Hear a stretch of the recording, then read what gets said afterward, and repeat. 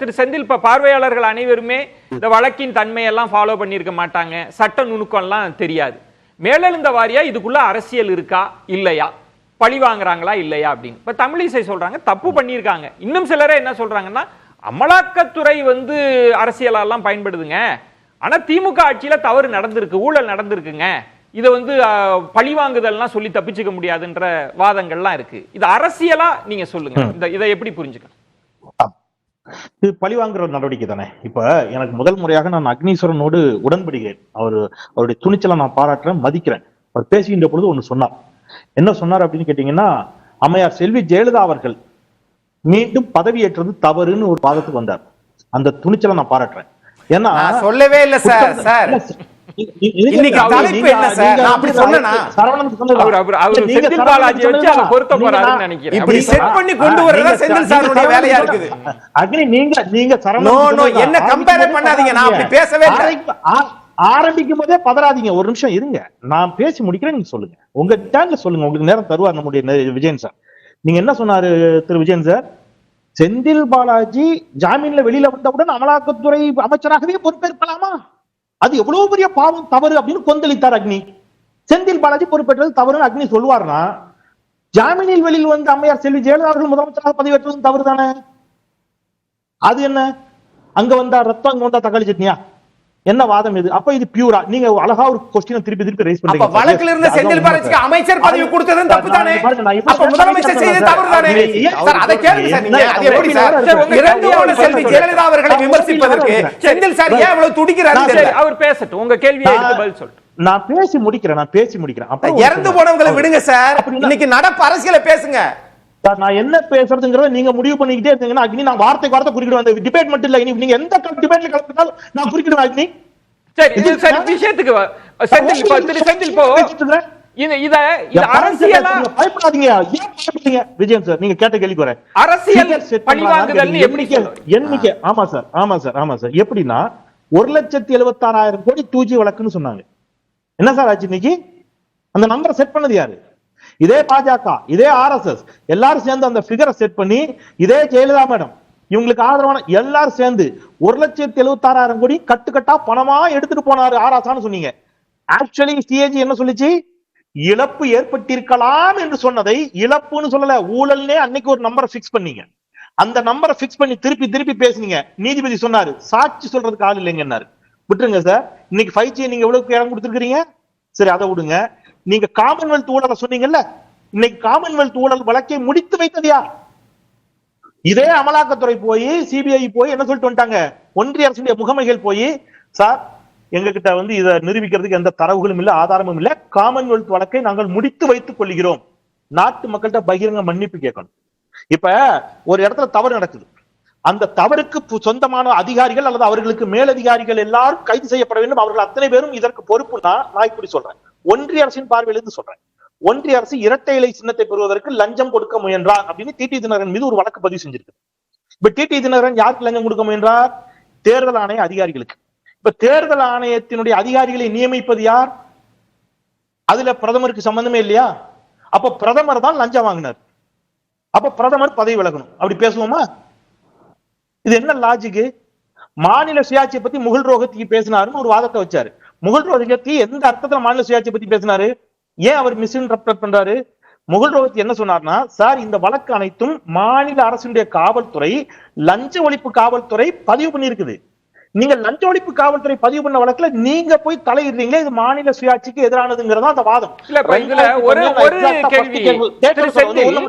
திரு செந்தில், எனக்கு இப்ப இந்த வழக்கின் தன்மை இல்லாம அமலாக்கத்துறை ஒரு விசாரணையே நடத்துறாங்க, விசாரிப்பதினாலேயே இதுக்குள்ள அரசியல் இருக்கு அப்படின்னு சொல்ல முடியுமா? இப்ப நான் இன்னொரு கேள்வி கேட்கிறேன். திரு எடப்பாடி பழனிசாமி அவர்களினுடைய உறவினர் வீட்டுல சோதனை நடக்குது அப்படின்னாலே திமுக எதிர்வினையாற்றுது. அமலாக்கத்துறை சோதனை நடத்துறாங்க, நீங்க அடிபணிஞ்சிட்டீங்க, நீங்க இன்னும் கடுமையான விமர்சனம் வைக்கிறீங்கல்ல, அது மாதிரி தானே எதிர்கட்சிகள் வைப்பாங்க. சோதனை நடக்குது, தப்பு நடந்திருக்கு. இல்ல சார், நான் திருப்பி சொல்றேன், இதுல அதிமுக எதிர்கட்சியாக இதுல கிளைம் எடுத்துக்கிற நினைக்கிறது பொலிட்டிக்கல் அட்வான்டேஜ் எடுத்துக்கிறது என்ன பிரச்சனை இல்லை. அது அதிமுக செய்யும். பரஸ்பரம் நீங்க சொன்னதான் கரெக்ட். இந்த பக்கம் போனா திமுக சொல்லுவாங்க, அந்த பக்கம் போனா அதிமுக சொல்லுவாங்க. என்னோட கேள்வி, அமலாக்கத்துறை ஒரு வேலையை பண்ணுது இல்ல, பிஜேபி அமலாக்கத்துறை இல்ல, பாஜக அமலாக்கத்துறை வச்சு ஒரு வேலை பண்ணுது. என்ன வேலை பண்ணுது? நீங்க வந்து முதல்ல அப்படி ஒரு ரைடு போறது, உடனே அடுத்த நாளே ஊடகங்களுக்கு ஒரு செய்தியை கசிய விடுறது. 1000 கோடின்னு எக்ஸாக்டா கூட சொல்லல, ரொம்ப கிளவரா சொன்னாங்க. 1000 கோடி அளவுக்கு இதில் நடைபெற்றிருக்கலாம் என்று யூகிக்கப்படுகிறது. உடனே அதை எடுத்துட்டு அண்ணாமலை அப்படியே பேசுவார். அப்புறம் மற்ற பாஜக காரங்க பேசுவாங்க, சமூக வலைதளம் முழுக்க பேசுவாங்க. அதுக்கு ஒரு ஹேஷ்டேக் போடுவாங்க, 1000 கோடி 1000 கோடி 1000 கோயப்பல்ஸ். இது ஃபார்முலா. இது ஒரு பொய்யை திருப்பி திருப்பி திருப்பி திருப்பி திருப்பி திருப்பி திருப்பி சொல்லிக்கிட்டே இருக்கிறது. அப்போ இப்ப என்ன ஆகும் தெரியுமா? 5 வருஷம் கழிச்சு 10 வருஷம் கழிச்சு கொஞ்சமும் வெட்கமின்றி 2G வழக்குல எப்படி ஒண்ணுமே இல்லைங்க இப்படின்னு இப்ப கையை விரிச்சிட்டாங்களோ, எப்படி காமன்வெல்த் வழக்குல ஒண்ணுமே இல்லைன்னு கையை விரிச்சிட்டாங்களோ அது மாதிரி கையை விரிச்சிருவாங்க. ஆனால் அந்த 5 வருஷம் 10 வருஷம் சம்பந்தப்பட்டவர் மன உளைச்சலுக்கு ஆளாகி ஜெயில கடந்து, அந்த அதிகாரிகள் சஸ்பெண்ட் ஆகி பென்ஷன் வாங்காம போய், இதுக்கிடையில சில இடங்கள்ல ஆட்சி மாற்றமே ஏற்பட்டிருந்தாங்க. ஆட்சி மாற்றம் ஏற்பட்டு இவங்க எதெல்லாம் நடந்ததா சொன்னாங்களோ அதுல எல்லாத்தையும் இவங்க உட்கார்ந்து கொள்ளையடிச்சிட்டு இருப்பாங்க. இல்ல இப்ப டாக்டர் தமிழிசை அவர்கள் சொல்றது ஊழல் வந்து வெட்ட வெளிச்சாங்க, நடந்ததெல்லாம் உண்மை, ஒரு இடைக்கால தடை வந்திருக்கு, மேல்முறையீடு இதெல்லாம் இன்னும் வழக்கு விசாரணை எல்லாம் இருக்கு, அன்னைக்கு எல்லாம் வெளிச்சத்துக்கு வந்துரும் அப்படின்றாங்க. இந்த இடைக்கால தடைக்கே இவ்வளவு கொண்டாட தேவையில்லை. தயவு செய்து சார், விஜயன் சார், தயவு செய்து மனசாட்சியோட பேசுவோம் சார். தயவு செய்து ஒரு 2 நிமிடம் மனசாட்சியோட எல்லாரும் பேசுவோம். இந்த இடி, அமலாக்கத்துறை, சிபிஐ, நம்ம அதிமுக திமுக எல்லாம் விட்டுருங்க. டாக்டர் தமிழிசைக்கு நான் சொல்றேன், பணிவோட கேட்கிறேன், அக்காவுக்கு 1 to 1 விவாதிக்கலாமா? அக்கா, என்னோட எது ஊழல், அதைத்தான் நீ சுப்ரீம் கோர்ட் கேட்டிருக்கு. மூல வழக்கு என்ன சார்? பிரச்சனை என்ன? ஃபர்ஸ்ட் ரிப்போர்ட் எங்க ஆகுது? 2017 17/10/2017 எஃப்ஐஆர் நம்பர் 07/2017. 34 எஃப்ஐஆர் அதிமுக ஆட்சி காலத்துல. என்கிட்ட 41 எஃப்ஐஆரோட டீடைல்ஸ் நம்பரோட இருக்கு சார். 41 எஃப்ஐஆர் டீடைலோட இருக்கு நம்பரோட. இப்ப பிரச்சனை என்ன தெரியுமா? அமலாக்கத்துறை சொன்னது என்ன தெரியுமா? லஞ்ச ஒழிப்பு காவல்துறை உள்ள போய் விசாரணை நடத்துனது எதுக்கு தெரியுமா? இவங்க வந்து எக்ஸ்ட்ரா வந்து காசு வாங்குறாங்க. பாட்டிலுக்கு 10 ரூபாயில இருந்து 30 ரூபாய் வரைக்கும் சில டாஸ்மாக்ல எக்ஸ்ட்ரா வாங்குறாங்க. இந்த குற்றச்சாட்டின் அடிப்படையில் எடப்பாடி பழனிசாமி தலைமையிலான அரசு இருக்கின்ற பொழுது லஞ்ச ஒழிப்பு காவல்துறை உள்ள போகுது. 34 எஃப்ஐஆர் ஃபைல் பண்றாங்க.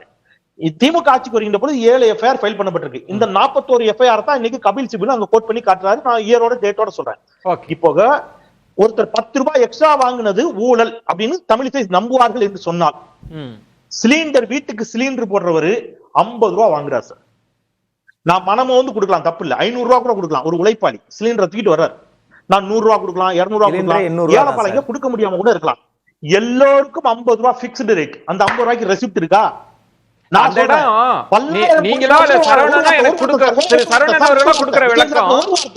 நீங்க சொல்ற ஒரு உதாரணம் சொன்னதுனால சொல்றேன், சேர்த்தே சொல்லுங்க.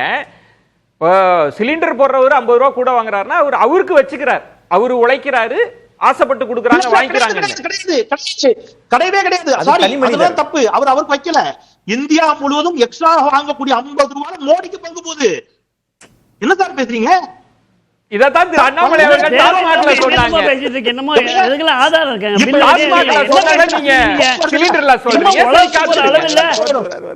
இல்ல நித்யானந்தன் அவர் என்ன சொல்ல வர்றாருன்னா, இல்ல செந்தில் நீங்க சொன்னது எனக்கு புரிஞ்சிருச்சு. தம்பி 50 ரூபாய் வாங்கினா மோடிக்கு போகுதுங்கறாங்க. அது ஏன் சொல்றாருன்னா, அவர் என்ன சொல்ல வர்றாருன்னா, இருங்க சார், என்ன ஏன் அத சொல்ல வர்றாங்க? இருங்க மோடி வெறுப்பை உண்டாக்குறது இல்ல சார், அவர் எதுக்காக சொல்ல வர்றாருன்னா, இப்ப இந்த வழக்க பத்தி எல்லாம் சொல்லிட்டு வந்தாங்கல்ல, இப்ப டாஸ்மாக்ல ஒருத்தர் அதிகமா காசு வாங்குறாருன்னு சொல்றப்ப என்ன திரு அண்ணாமலை அவர்கள் கட்டமைச்சாங்க, பாஜக என்ன கட்டமைச்சாங்க? இந்த பணம் எல்லாம் செந்தில் பாலாஜி அவர்களுக்கு போகுது, இந்த பணம் எல்லாம் முதல்வருக்கு போகுதுன்னு சொன்னீங்கல்ல, அதனாலதான் ஒரு சர்க்காஸ்டிக்கா சொல்ல வர்றாரு. என்னங்க அது யார் சொன்னதுங்க? உள்ளதுதான். யார் சொன்னது? என்ன சமூகத்துறை எங்க இருக்குது?